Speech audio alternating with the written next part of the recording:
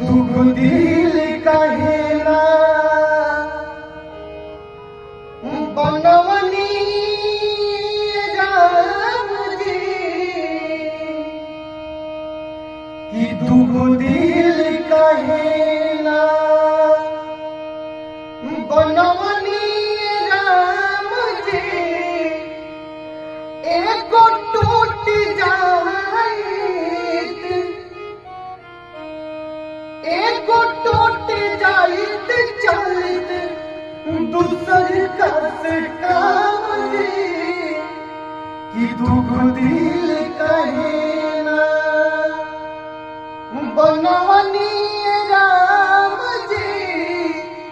कि दुगो दिल काहे ना कि कांच के टुकड़ा जोड़ जोड़ के आज प्याज के महल बनवनी हो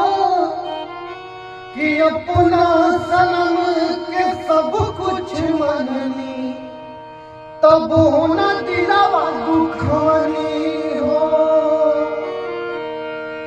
तब छोड़ गई कि तब छोड़ गई कई नम बदनाम जी